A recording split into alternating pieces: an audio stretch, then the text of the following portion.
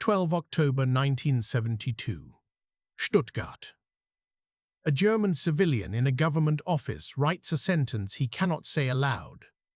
They tell me I was not persecuted for my race, only for asocial behavior. Our dead are bureaucratic errors now. His name is Karl Reinhardt. His people call themselves Sinti. He is 48 years old and stands at a wooden counter lined with stained blotters and rubber stamps. The file is thick. The clerk says the courts have spoken. He writes anyway. He knows what the file cannot say. He learned to write sentences like this by watching who could talk and who had to keep quiet. It started when he came home. May 1945. Mannheim. The city is rubble.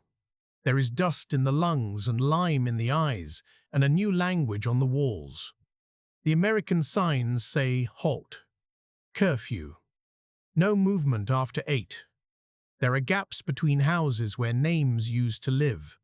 There are mattresses under stairwells, kettles in courtyards, and women with scarred hands sorting brick. Trümmerfrauen building neat pyramids of the past on street corners. There is an official word for them now, but when they carry the bucket they do not feel like a word. They feel the weight. Karl walks in with a jacket from a dead man and the number burned into his arm. B3E. He knows what it is, and he does not let the American at the checkpoint see it. He is not a foreigner, he is German. He was born in Wiesbaden. His mother is from a family registered at the parish since the Kaiser. In the camp, the men who studied skulls called them gypsies, like a sound you spit.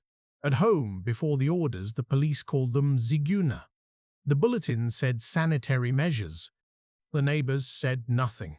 Now the neighbors are gone or sifting rubble. He does not find his mother. He does not find his sister. He finds one cousin in a hospital with lice and a smell of carbolic. He finds his father's burial place on a list that an American clerk holds up and says, "We don't have that camp here." He says Auschwitz aloud and watches the clerk's eyes. The American does not know the word yet. He writes it down like a place for a supply delivery. There is a system. There will be a report. The mathematics of hunger is simple and hard. The city feeds maybe 1 in 2 days. There is rye bread if you have a stamp. There is extra if your hand trembles under the stamp, and the woman behind the counter sees you are not lying. There are potatoes that rot green in damp basements. There is milk for infants on posters and none in the street. There are cigarettes that buy everything because the new currency is not here and the old one is a rumor. In Mannheim and Heidelberg, in Darmstadt and Cologne, the measure is not money. The measure is a pack of Chesterfields. The Allied military government calls these months the stabilization phase. Reports from the US 7th Army note civilian morale uncertain, fear of summary retribution, continued hiding of Nazi functionaries. Nightly, the curfew is announced by a jeep with a loudspeaker. The voice is tin and English and final. People step indoors and go quiet. Windows are blacked out not because of bombers, but because you do not know who is watching. The mathematics of fear is ordinary and shared. In Karl's pocket is a folded paper issued by a British captain in late April. It says he has been liberated. It says he is authorized to travel within the occupied zones. He has no caravan now, no horse. The horse was requisitioned in 1942 with a receipt signed by a German policeman with a clean uniform. The caravan was burned at a siding when they unloaded the children. He tells himself this is a past that is also a present. He tells himself the paper will matter. He watches as policemen in new caps stop him for checks and read the British letters with the same narrow eyes that read the Reich letters. He sleeps in a warehouse near the Neckar. He is not alone. There are Yugoslav prisoners of war who do not want to go home to Tito. There are Polish farmhands who limped away from estates around Worms.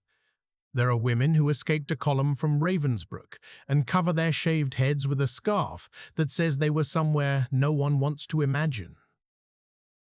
Allied occupation reports call them displaced persons. The acronym is DP. There are DP camps on former Luftwaffe barracks. There is a DP camp in Bad Kreuznach. There is one at Heidelberg Mahorn. The fence holds people in and out at the same time. The mathematics of proximity is cruel. You can see across the road and smell a kitchen that does not serve you. German women trade rings for American sugar. German men trade cigarettes for canned meat. Poles trade stories for a ride to the next town. A Jewish woman from Vuod on a handcart tells a German woman on a stoop about the train engineers who said nothing. The German woman looks down. She says she did not know. She says her brother died in Russia. She says there are no eggs. Both statements are true. The arithmetic of guilt and grief is not a scale. It is a tangle. Karl goes to the registry office because anyone who wants rations must be counted. He gives his name. The clerk writes Reinhardt and pauses. She looks at him. She says, "Resident?" He says, "Wiesbaden?" She pulls a drawer and finds a pre-printed card. He recognizes it before she does. Ziegunernachweis. The box for traveling trade is still there.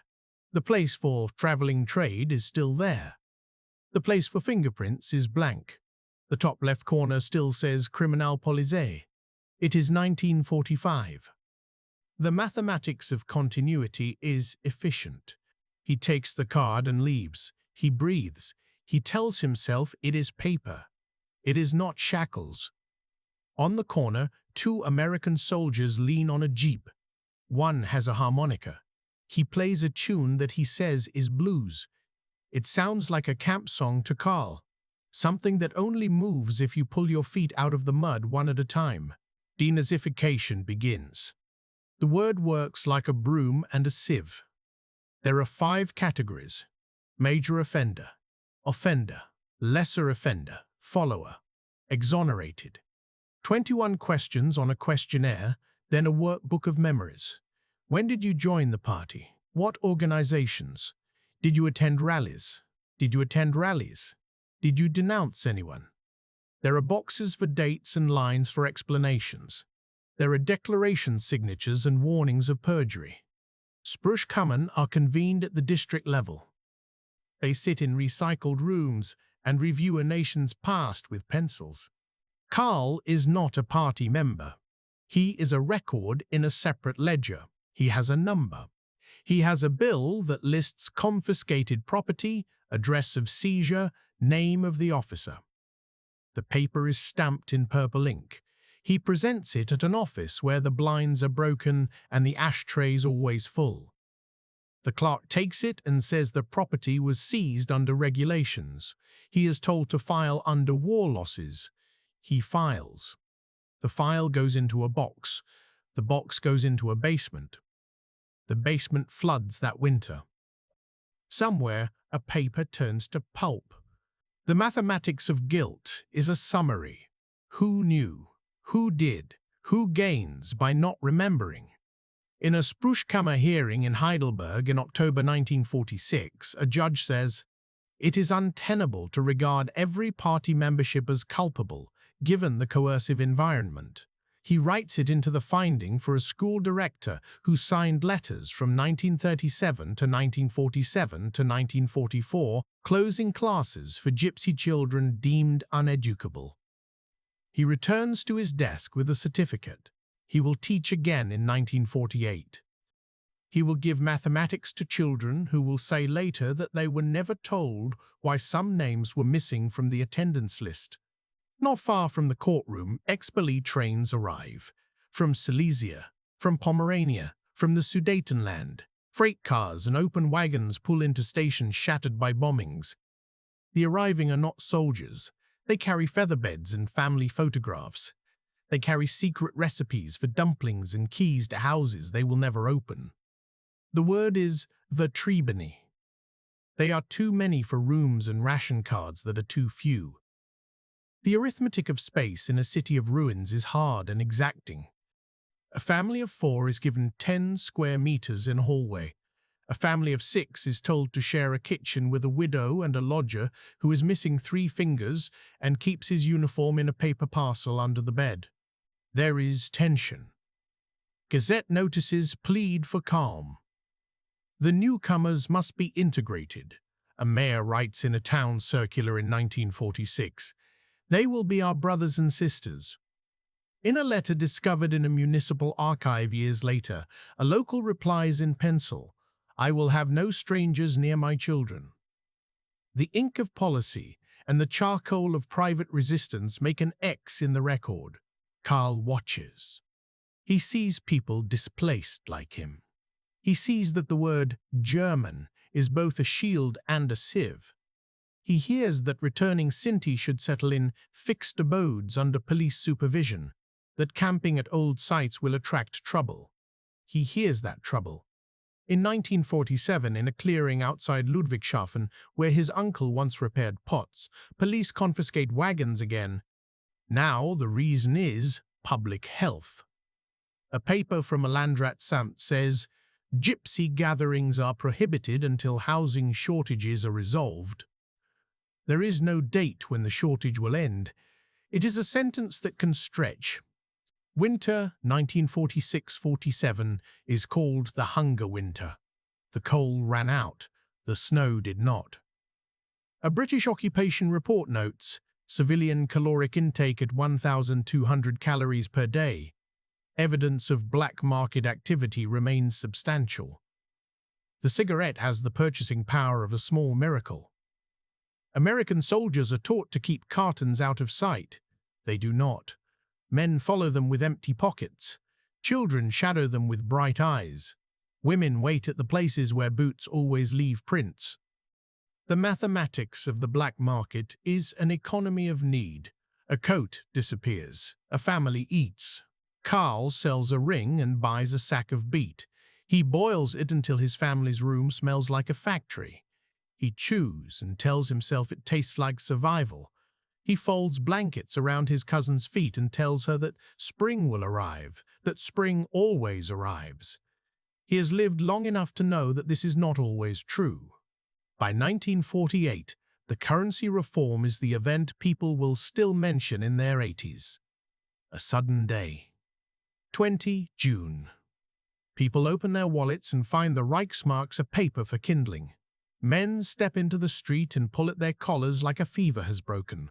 The Deutsche Mark arrives in rectangular envelopes at the bakery and butcher. In an oral history recorded in 1979, a shopkeeper in Frankfurt says, I saw the sausages return to the window on the same day. It was like someone opened a valve. The mathematics of trust is public. If the money is real, the future can be planned. The Marshall Plan sends shipments with labels that are their own propaganda. Flour in sacks that say United States of America. Trucks with tarps that say European recovery. The allotments are smaller than the photographs, but they are also real. Children grow again. Men lift heavier loads. Women put on lipstick and hold themselves upright in the mirror. The rubble fields shrink by the wheelbarrow and the hour. The static in conversations recedes. People begin to whisper about later. Karl finds work at a machine workshop in Stuttgart. He files protrusions off pressed parts for washing machines. He turns steel into shelves for the new life. The foreman is a man who in 1943 signed forms for the same plant, requisitioning foreign female labor. He does not speak about it. He taps a pencil against a clipboard and says that the piece rates must be met. He is a simple arithmetic problem, output divided by time. Karl does it. He is grateful for the count of wages at the end of the week. He is grateful for breath that is not stolen by winter. He learns the new politics by reading the left side of the newspaper and the right. The Cold War defines a fresh set of uniforms and loyalties. The Federal Republic is created in 1949. Its basic law does not say gypsy. It says human dignity is inviolable. It says no one may be discriminated against because of race. It reads like a promise.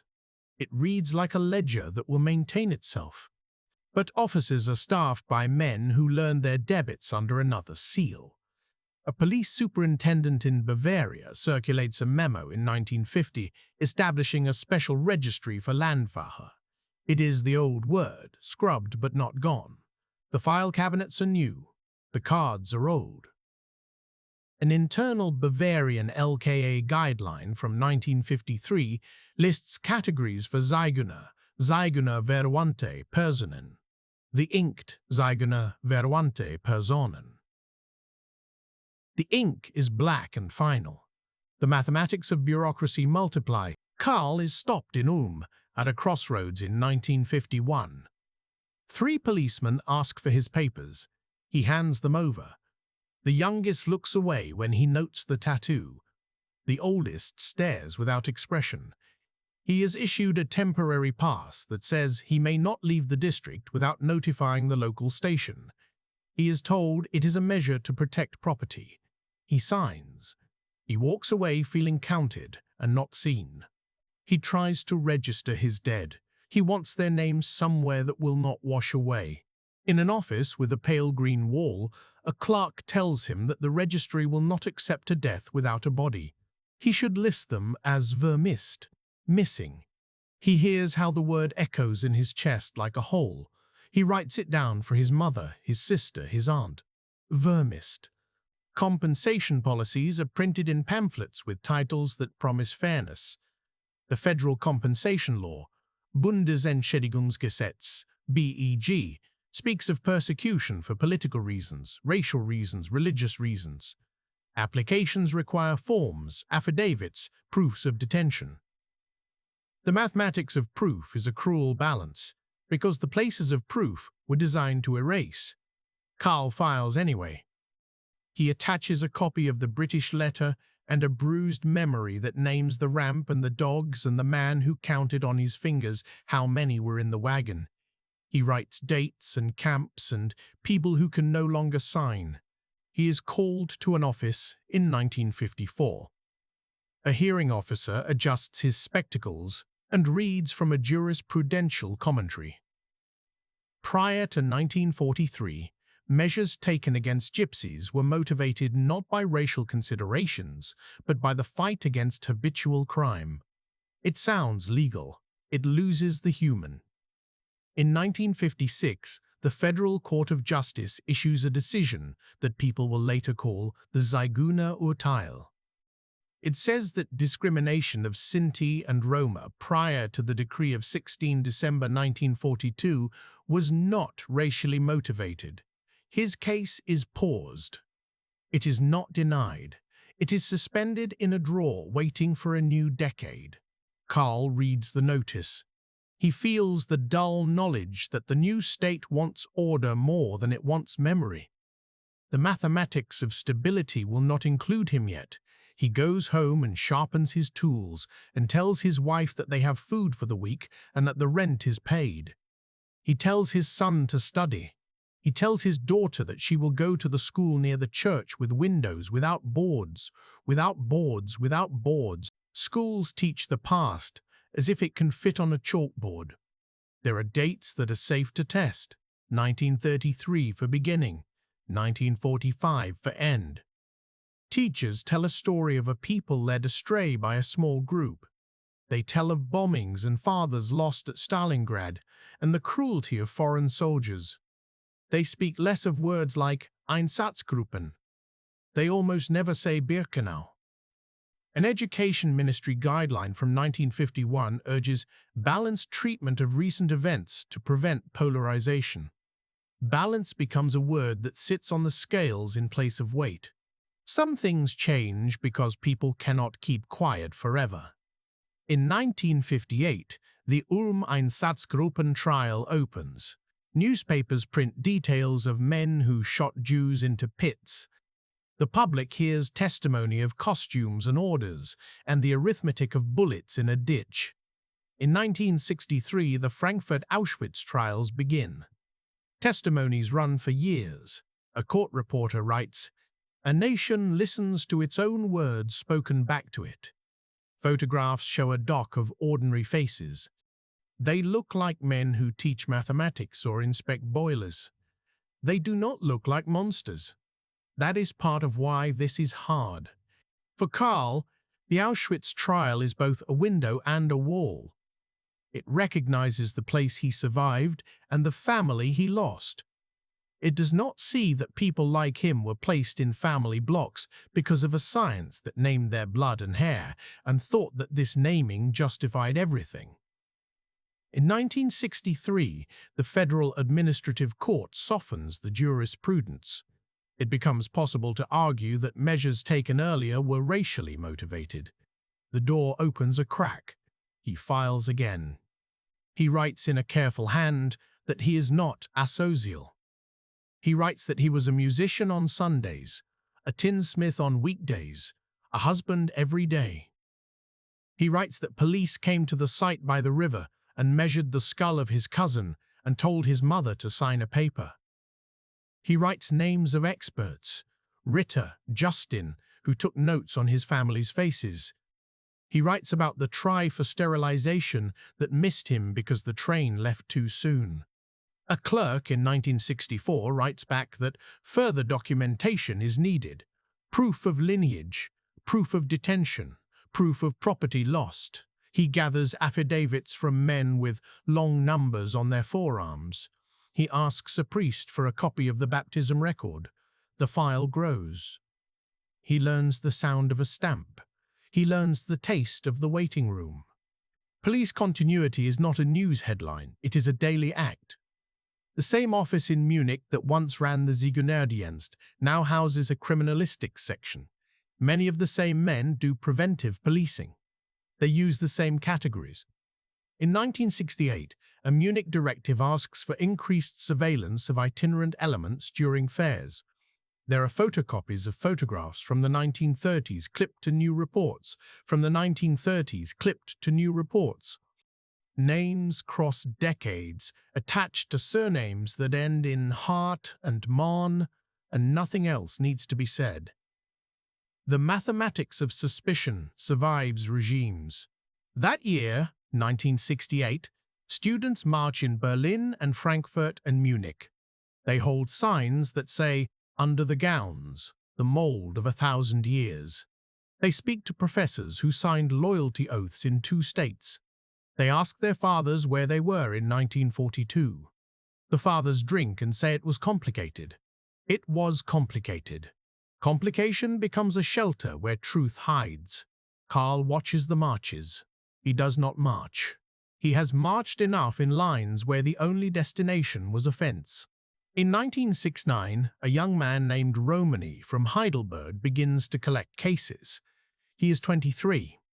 He telephones widows and orphans and men who speak in halting sentences because their lungs are scarred.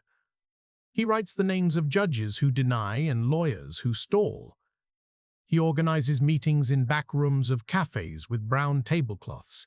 He tells people that if they speak together, the words will carry. He is polite to officials and ruthless with files. He knows that the front line now is the archive.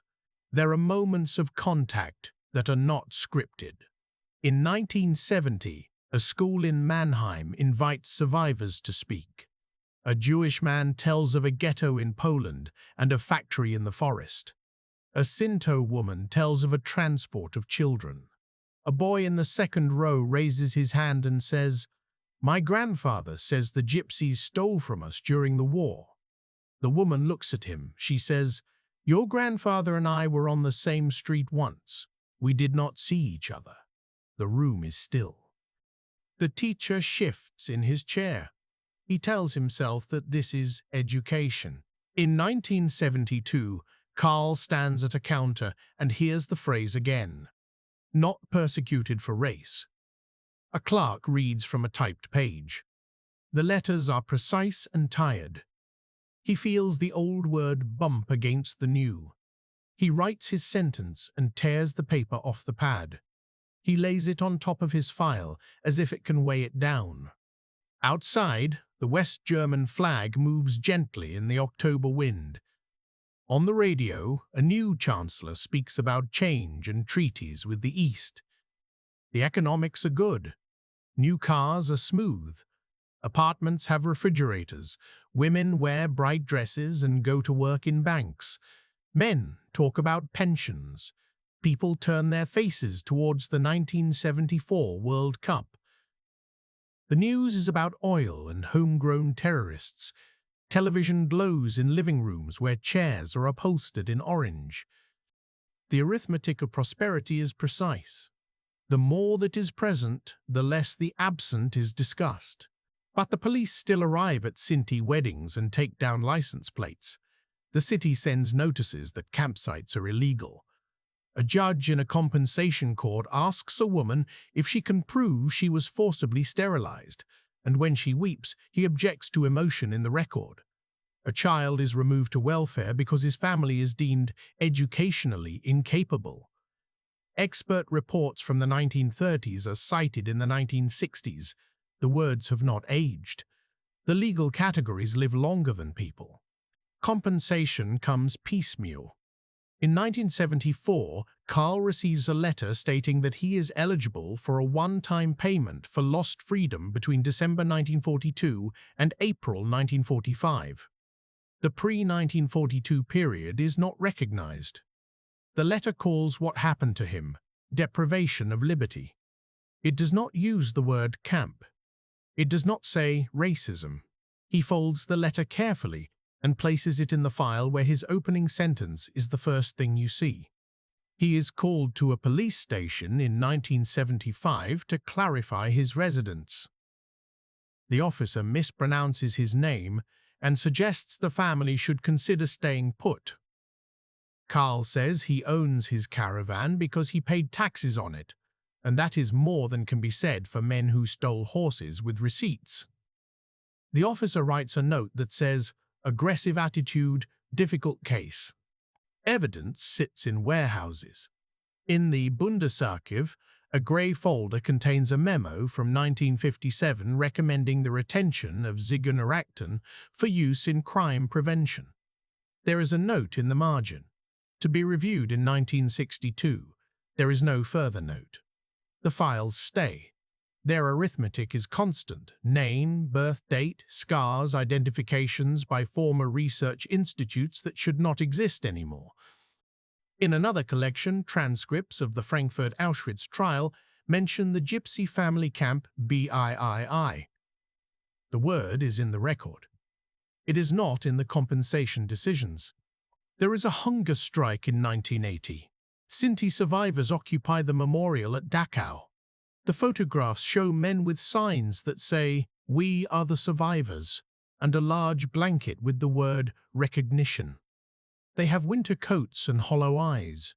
They are watched by police who carry helmets and a history they do not examine. A man stands in front of a camera and says, "We will not leave until the government recognizes that it was genocide." The mathematics of the body is simple. No food will make the point faster than a paper. It is also dangerous. People end up in hospitals. The newspapers write a little. The government sends a delegation. The hunger men go home thin and unbowed. In 1982, the Chancellor says the word genocide. He says it in a solemn voice because he knows the weight of a syllable in a democracy built on paper and promises. He meets with representatives and shakes hands. Photographs are taken. A resolution is printed. It is official. People cry. People exhale. People exhale. People know that words do not return the dead. The arithmetic of recognition is never equal to the sum of the loss. It is still important. It is all that words can do. Karl watches on a television with a wood frame and a vase on top. He looks at his wife. He holds her hand in a way that says, "We are here." He makes tea because that is what people do when ceremonial words happen.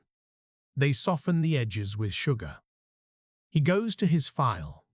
He writes another note on the top page. It says, "They say it has been recognized. We will see if the office sees this." At the police station in 1983, an officer quietly goes to the basement and pulls index cards. He places them in a grey steel bin labelled disposal. He is a man who was not born when the first cards were inked. He looks at the handwritten names and feels a burn he cannot immediately name. He carries them upstairs and says to his chief, "On what authority do we hold these?" The chief says, "No one has asked before. They do not burn them. They send them to an archive with a note, retained for historical research." Continuity, even in undoing, is careful. In that year, school books begin to include a paragraph about Sinti and Roma. It is a small paragraph. It uses a difficult word, Porajmos, that few can pronounce. It mentions forced sterilizations and a family camp at Auschwitz. It uses passive voice. It says, "were persecuted and were deported." It does not say who filled the trucks. Children read and underline. They are given dates to remember for the test. They are not given a neighbor to look in the eyes. Karl goes to a public commemoration in 1985. A wreath is placed by a plaque that says, "To the victims of National Socialism." The speeches mention the Jews, the political opponents, the disabled. Someone says, "and others." He stands there and feels the weight of "and others." He wants a name. He wants his. He writes later that the mathematics of the wreath lacked a line for them. He is not angry. He is accurate. He keeps working. He retires. He plants tomatoes in a box behind the caravan. He tunes his old guitar and plays on Sundays when his grandchild sleeps on his lap. He keeps reading papers he receives in the mail. He keeps filing. He writes dates and sticks them to the underside of the table with tape. His grandchildren climb under and learn by reading with their fingers. Police stop being the same old men. They go to new schools. They learn new words. They learn about de-escalation. They are taught that categories harm. Some of the old files are closed.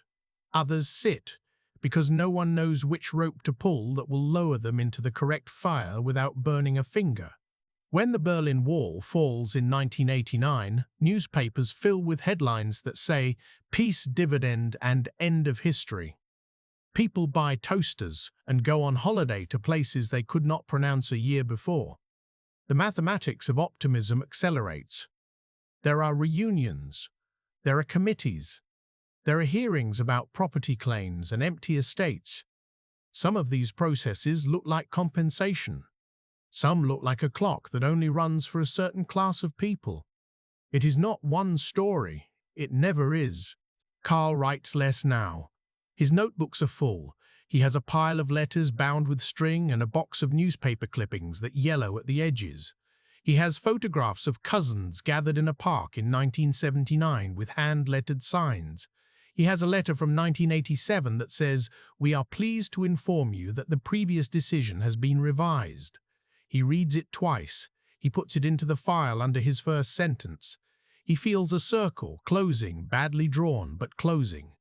He returns to Mannheim and stands on a street where there is a parking garage now. He remembers a field where caravans lined up like notes on a staff. He hears a fiddle from his uncle's hands. He hears a baby who did not learn to speak. He hears a train that no longer runs. He puts his hand on the cool cement and says a prayer he learned from his mother. He says nothing to the man who passes with a briefcase. He does not have to. He goes to a school to speak. He says 10 sentences in an hour. He keeps them short. He looks at faces and calls them by their names. He says, "My name is Karl." He says, "We lived here."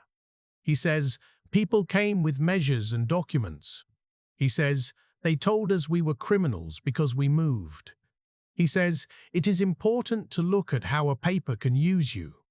He gives them the mathematics of a life, years lost, payments received, words that mattered, words that did not. At his home in 1992, he opens the file again. The cover is worn. The paper is a geology of decades. He picks up a pen. He writes the opening line again, this time not because he must put it on top, but because he wants to see how his hand has changed. They tell me I was not persecuted for my race, only for asocial behavior. Our dead are bureaucratic errors now. He adds, once they were, not forever. He closes the file and sits for a while. He knows that for people like him, the war did not end in 1945. It continued in hearings and queues and narrow offices where clerks measured worth in words per line and stamps per subsection. It continued in schoolrooms where the story was told without their names. It continued in police rooms where old habits were arranged into new tasks. It continued in the mathematics of rooms and jobs and ration cards and bicycle stops and fares. It continued in the silences between neighbors, in stairwells. He does not blame and he does not excuse. The arithmetic of blame is an easy equation that produces nothing. He thinks in terms of systems, forms, faces, procedures. He thinks of the man who played the harmonica in 1945. He thinks of the British captain who wrote his name on a paper and thereby gave him permission to breathe. He thinks of the clerk who later wrote exempted, eligible for compensation, and the hand that signed a stamp. He thinks of the men who signed memoranda classifying families like his as categories to be collected. He knows that every hand had a choice. He knows the choices were not equal. He knows that knowing this matters. He writes something that is not an ending. It is a ledger entry. He writes, for the record, I was here. We were here. We worked. We were watched. We were told what we were. We told them who we are. He folds the page and places it in the file. 12 October 1972. Stuttgart. A German civilian in a government office writes a sentence he cannot say aloud. They tell me I was not persecuted for my race, only for asocial behavior. Our dead are bureaucratic errors now. He closes his notebook years later and looks at his hands. He understands that the front line, after 1945, ran not across a battlefield, but through his memory and his paperwork, and every stamp, every silence, every line he dared to write was a step across it.